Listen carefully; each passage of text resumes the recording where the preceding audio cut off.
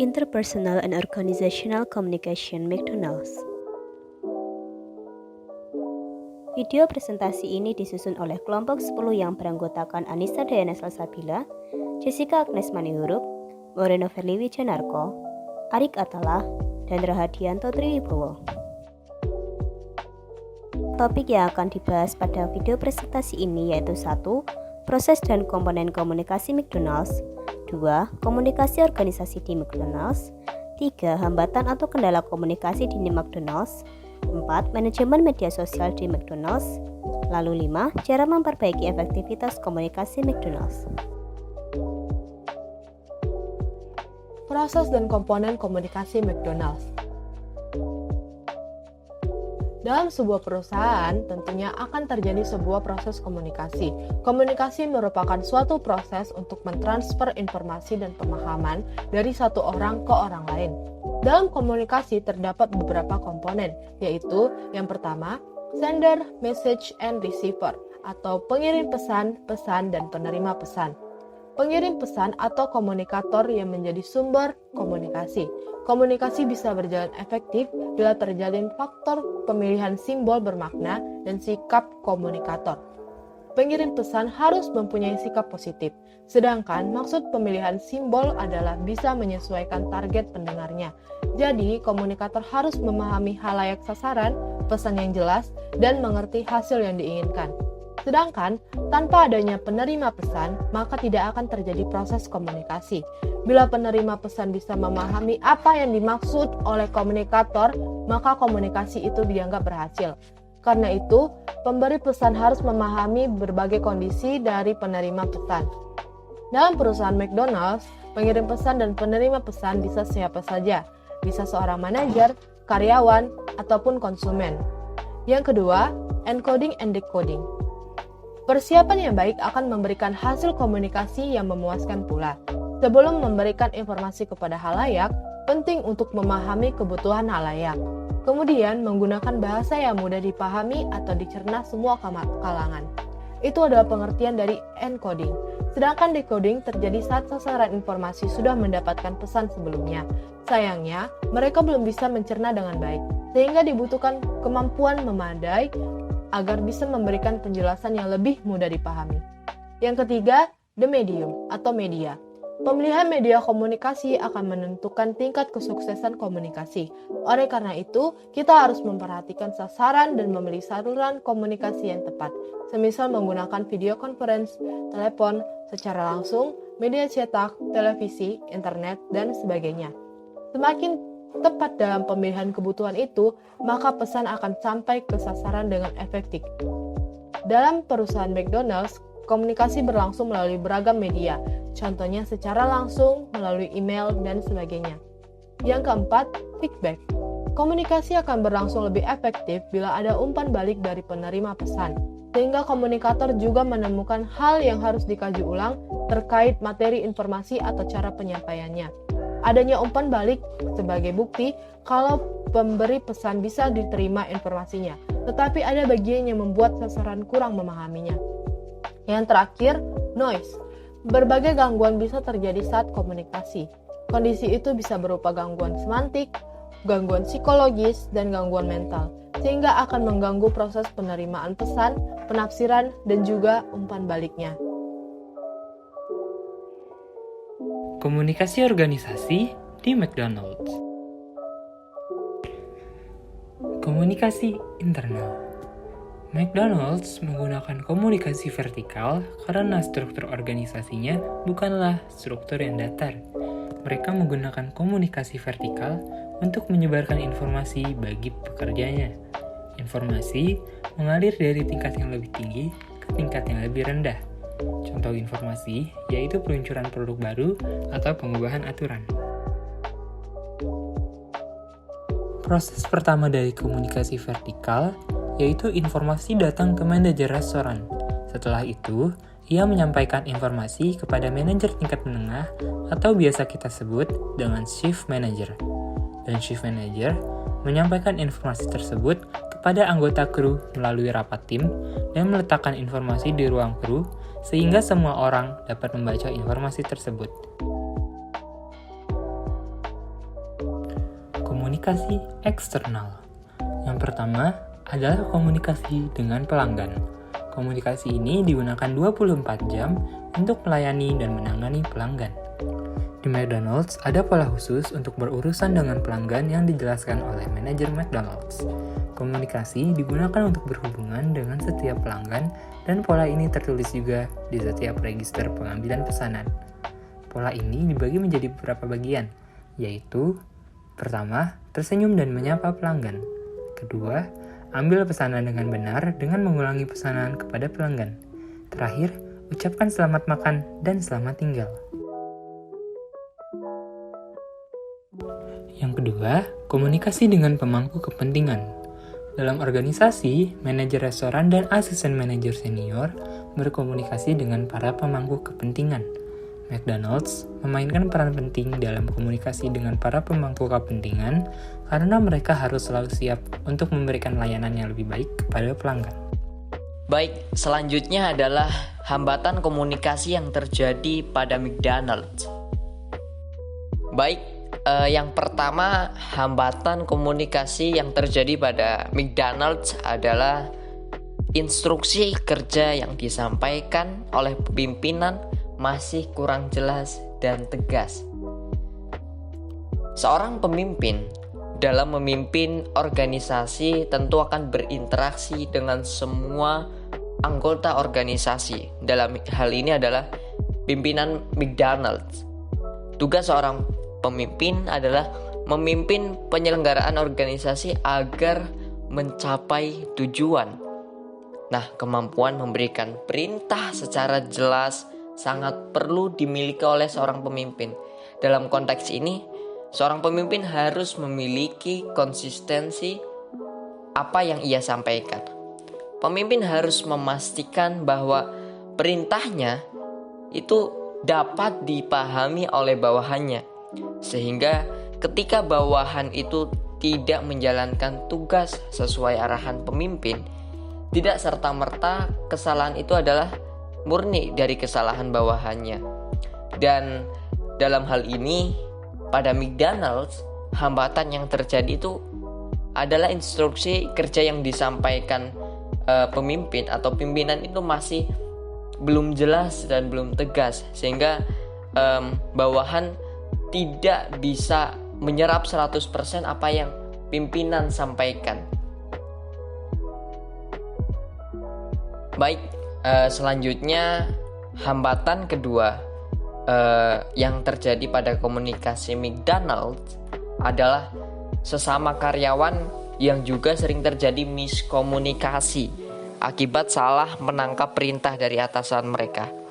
Nah, ini merupakan kelanjutan dari pembahasan sebelumnya, yaitu instruksi yang disampaikan pemimpin masih kurang jelas, sehingga akan berimplikasi kepada karyawannya sendiri, di mana sesama karyawan itu terjadi miskomunikasi antara karyawan yang satu dengan karyawan yang lain akibat salah menangkap perintah dari atasan mereka, sehingga dalam pelaksanaan kerja sesama karyawan akhirnya terjadi banyak kesalahan di sana, entah itu kesalahan teknis maupun kesalahan non teknis, sehingga ini bisa menghambat pencapaian tujuan yang sudah direncanakan dalam perusahaan McDonald's sendiri.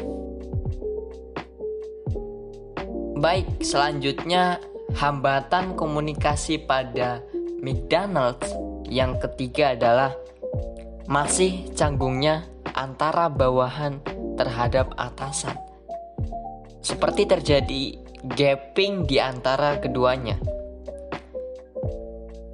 Karyawan merupakan aset yang sangat berharga bagi keberlangsungan dan kemajuan suatu perusahaan. Dalam hal ini adalah McDonald's. Oleh karena itu, sudah seharusnya bagi seorang pemimpin itu mampu menjalin hubungan baik dengan mengerti apa yang diinginkan oleh karyawan. Dan tentunya loyalitas yang timbul dari seorang karyawan itu akan memberikan dampak yang positif bagi perusahaan. Karyawan yang loyal itu akan membawa lebih banyak keuntungan, dan dalam hal ini yang terjadi pada McDonald itu masih canggungnya antara bawahan terhadap atasan.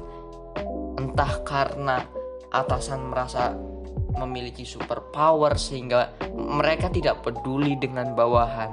Mereka tidak tahu apa yang bawahan butuhkan. Dan mungkin yang paling besar adalah, yang paling kelihatan adalah mereka tidak terlalu merangkul terhadap bawahan karena merasa ya tujuan perusahaan McDonald's ini ya untuk meraih profit saja. Mereka berfokus pada profit oriented, tidak berfokus kepada family oriented, yang mengusahakan bagaimana caranya agar perusahaan juga layaknya seperti keluarga.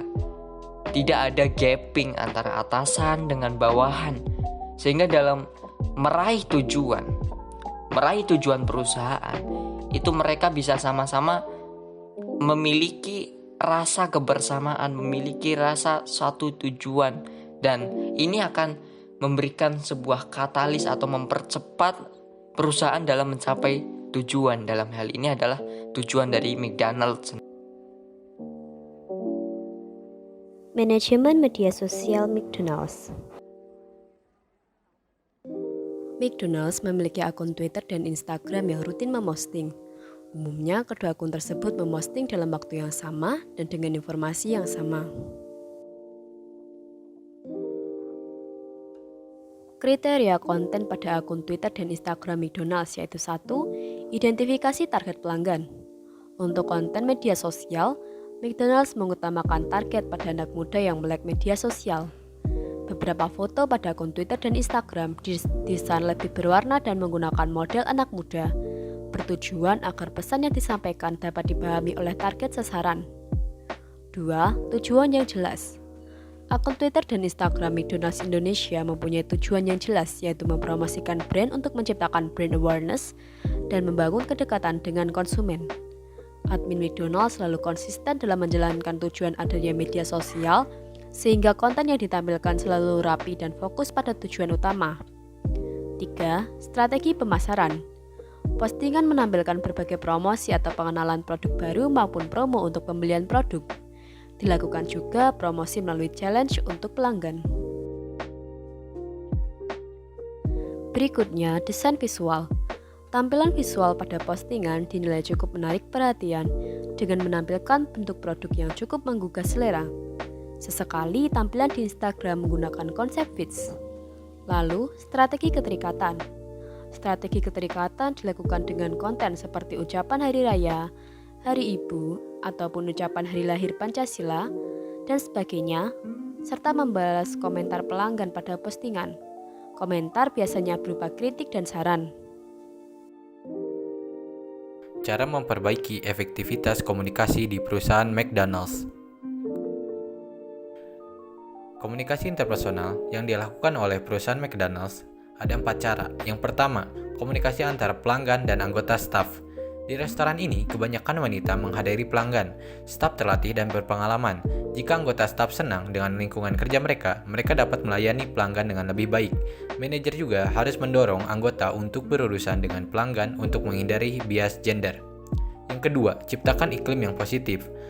Karyawan harus mencoba memahami kebutuhan pelanggan. Oleh karena itu, layanan pelanggan McDonald's yang baik dihasilkan melalui kepuasan karyawan dan lingkungan kerja yang sehat. Karyawan juga mencoba untuk belajar lebih banyak dari karyawan lama. Yang ketiga, ada komunikasi antara manajer dan anggota staf.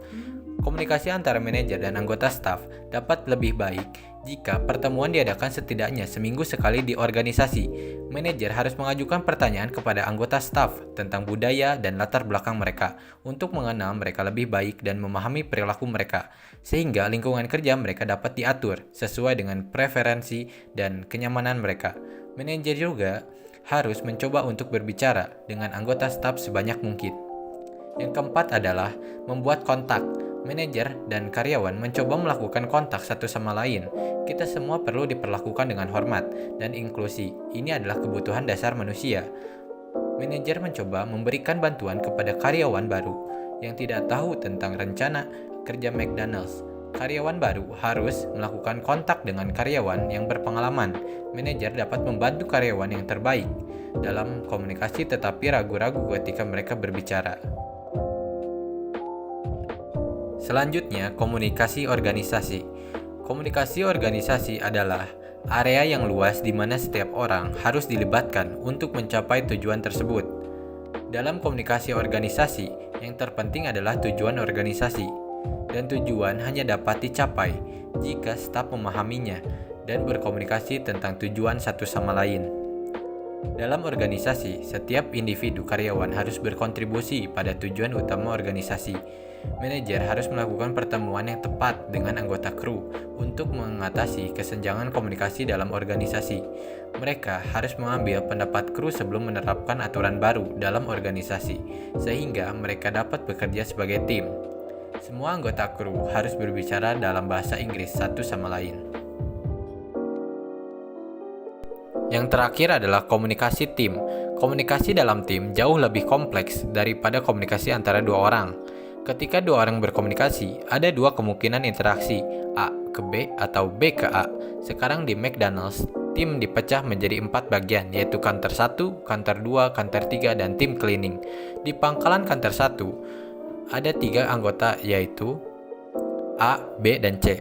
Sekarang A berbicara dengan B, dan B berbicara dengan C. Tetapi, tidak ada komunikasi antara A dan C. Jika C tidak berbicara dengan A, maka tidak ada interaksi antara anggota tim A dan C. Mereka perlu berinteraksi satu sama lain untuk menjaga komunikasi yang baik di dalam tim.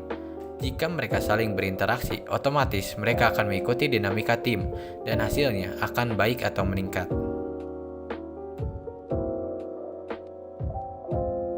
Ada 5 cara yang lebih efektif dalam meningkatkan keterampilan komunikasi.